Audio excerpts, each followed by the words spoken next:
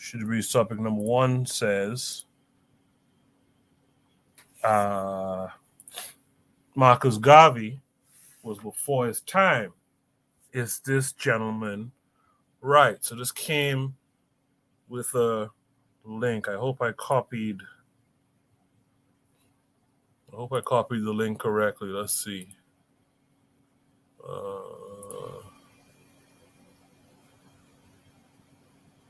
Let's see. So it seems to be taking us to Instagram. Let me share the screen so you guys as well can see the screen.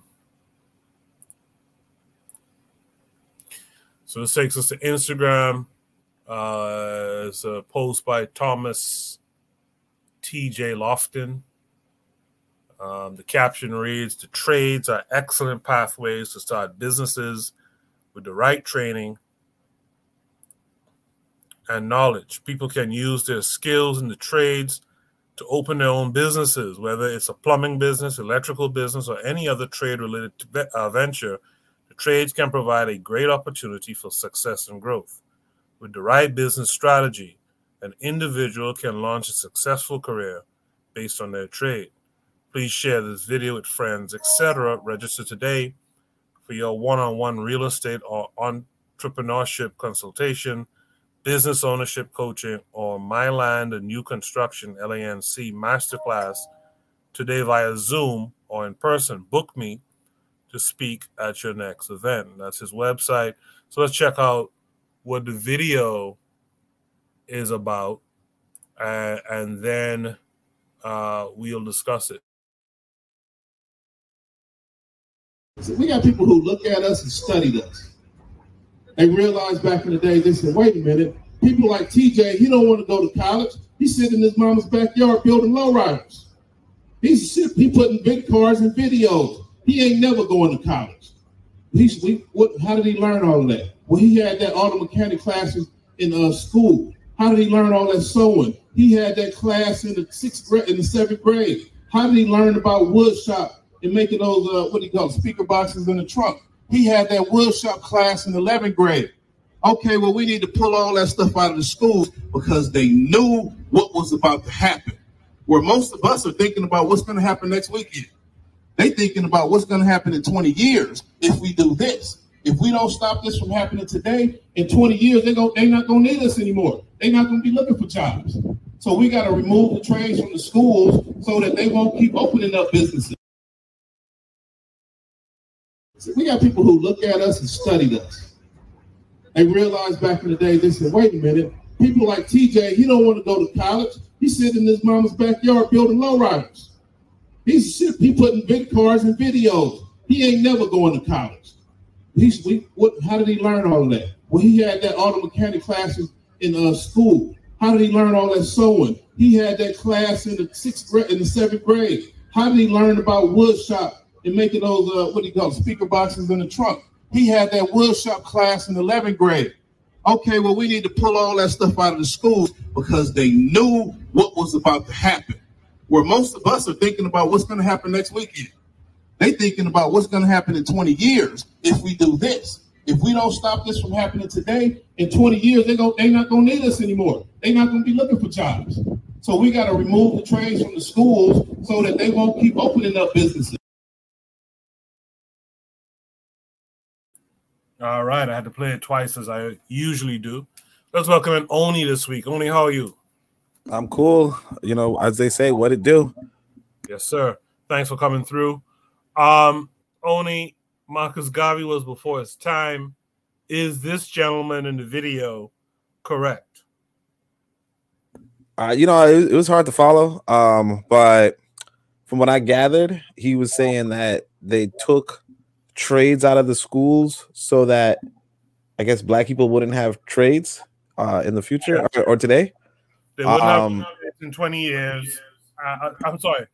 They took it out of the schools because they realized that in 20 years, black folks will be able to basically do for self off these trades. So they kind of sabotaged them. Yeah, I mean, I don't know. I mean, I don't know what this has to do with Marcus Garvey. Yeah. But yeah, I mean, I don't know. I mean, like I said, like I don't know. I mean, I'm not. I used to be a little bit more paranoid, more suspicious, but I couldn't tell you why they took trades out of school or if they did. But that's the thing. It's like, you know, realistically speaking, whatever anybody takes, or whatever anything anybody gives you, they can take away.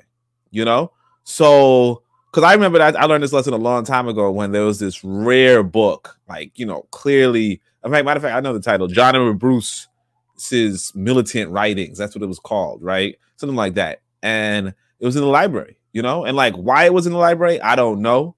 But I checked it out, copied some pages, I put it back in the library. No, I didn't check it out. I like, you know, they didn't let you take it out. They just let you read it there. Yeah. I did some copying, you know, I was like, that was a good productive day.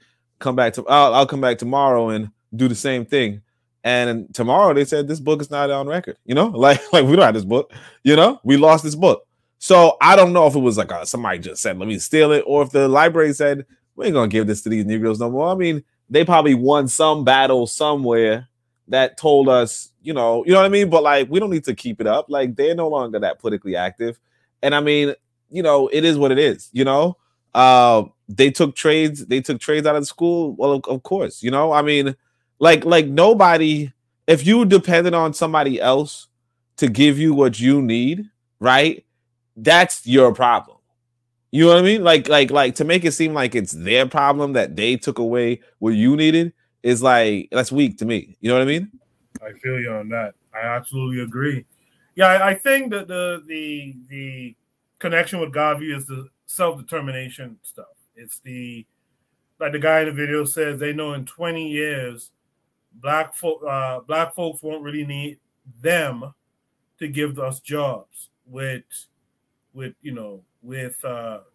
these trades you could do for self, start your own businesses or whatnot. And he's also advertising his master classes and all that kind of stuff. So his thing is like, well, you see, black folks only think about what's coming up this weekend, whereas we need to start thinking about 20 years from now, like them. And they're thinking like in 20 years, these black folks will be self-sufficient off of these trades and won't need to come to them hat in hand begging for a corporate job or something like that. But like you said, and like Ketter said, actually Ketter has a real good comment here. He says, we keep forgetting that it's their nation. Yeah, they're going to do what the fuck they need to do to keep your black ass on the bottom. They're not going to give you an opportunity to carry on bad in their own nation, but where you could flex on their people and all that kind of shit. They're not going to let that happen. You know, the matron comments. The matron says, this guy is right. They took trades out of the schools, but we allowed it to happen. Black folks were too busy working a job to care about the things happening to their children. That's a very interesting comment. Only, I think you want to add something? Oh, yeah. No, I mean, I was always thinking more like maybe I would have said, was Booker T. Washington right? You know what I mean? Like, I mean, of course, it's like the same, but I could see more related to like Booker T. Washington maybe.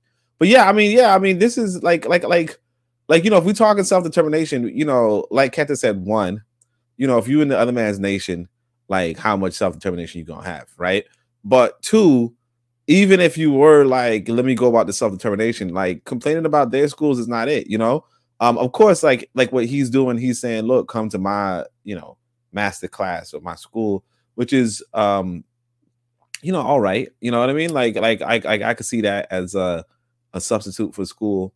But realistically, like that's the thing though. It's like this white boy don't owe you like this. Like you know, sometimes I remember, you know, John Henry Clark said we don't owe this white man nothing but a kick in the ass, right? Whatever. But I'm pretty sure this white boy is saying the same thing about us. You know, like we might be like, yo, he owe us, blah, blah. Nah, he's like, all I owe you is a kick in the ass. You know what I mean? And like, you know, it don't sound the same, right? You know, we like, why would he say that? But it's like, why the fuck wouldn't he? You know, like what does he need? Like what, like, you know, unless you forcing the man to do something, right? What's he need to do it for you for? You know?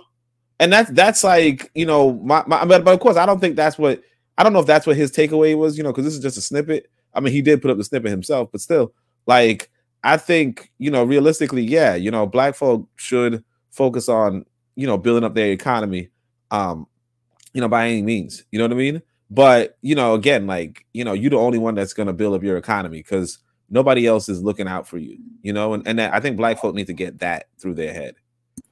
Absolutely. I agree with that 100%.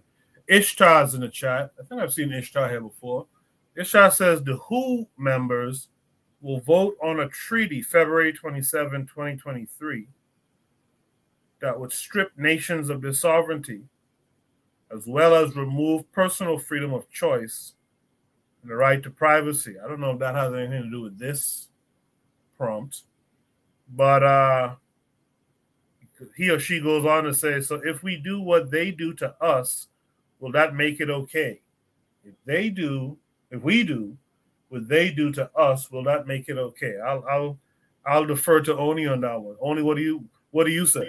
I mean, if you could take the trades out of their school, and you know, like, you know, I don't know what kind of authority you got, but all right, you know what I mean? Like, if you could do it, why don't you? You know what I'm saying? I mean, like, go for it, you know? Will it make it okay? Yeah, I mean, it'd be cool. It's pretty cool. I can dig it, you know? But I mean, that's the thing though. It's like, can you do it? Because see, that's what I'm saying. Like, it's like what Kwame Ture said, you know, he don't mind if another man wanna hang him. The trouble is if the other man can hang him. You know what I mean? Like I got no problem if, like it's not so much that this white boy want to take trades out of black folk. That's good, right? But I mean, that's bad. I mean, you know, it's bad or whatever. I don't know. I mean, like, I don't care if he wants to take the trades out. It's a question of can he? You know what I mean? It's like this white boy probably don't want my son to know how to read or do math, right? But he don't get to decide whether my son could do math or read. You know, I do. And that's what it is. It's like if you get into the position where you making him decide how your children are going to come out, right? That's your problem. Yep. That ain't his problem. He's supposed to take advantage of you. Like he's supposed to, you know, he's supposed to take advantage of your kids intellectually, you know, so that his kids can get ahead. Yep. You know what I mean? That's it. And Ishtar says, shouldn't we hold them accountable for what they do to us? Yeah, I mean, but that's what I'm saying. If we going on a political level, you know, on a political level, yeah. What this white boy is doing is he's not funding programs in your schools, right? Now you could be like, well, I pay taxes and therefore, you know, and I vote for it. Yeah, okay, sure. Well, if you pay taxes and you voted and you lost that election and the taxes go on to somebody else's thing, that sucks to be you. Why are you in this country? You know what I mean? But like realistically, yeah, you know, if he is just not paying for you to learn how to program, like how you hold, like what's the accountability? You gonna force him to pay for you to learn programming? Then do it. You know, do it. Yeah, if you can, yeah, do it. Sister Raw is here. She says, was it at one time before the schools trades we're taught by the men in the family, right? It was one time before the school trades that men in the family taught. Yeah, I think the problem is a lot of men in the family don't know trades now too, and so they're not teaching anyone trades. I think a part of the reason why trades went kind of through too a little bit, honestly, is the big box stores and stuff like that. I think back when you had the father and sons type businesses, people were more eager to learn trades and kind of spread that knowledge, you know, share that knowledge down. And then a lot of those places have just gone through now. That and the hardware stores and all that stuff, a lot of that shit has just been kind of consumed by the bigger stores, you know, the Targets, the Walmarts, this, that, and the other. And the big companies that have, you know, the Roto-Rooters that have all these employees and all that kind of stuff. I think that's what kind of hurt that now. Keto says, well, the idea is not to do to them what they do to us. It's about neutralizing them so they can't hurt us. I agree with that. He said the Japanese did it, and now China is doing it, right? Keto says, this is not a moral, ethical confrontation. Keto says, because morals and ethics aren't universal, the Nazis killing Jews were considered the law, right? It's all about perspective, he says. Ishtar says we pay taxes, but taxes aren't allocated to our needs. And that's the thing that black folks need to understand. Like, if you're paying taxes and those taxes aren't really being allocated to you, then do something about it. You gotta have to put up or shut up. And all this talking about we built this and all this type of shit that's going on, that doesn't help you, right? You can't even get your taxes allocated. I mean, it's crazy. These guys send billions overseas, and you can't say nothing. I mean, you can say what you want to say, but you ain't stopping it.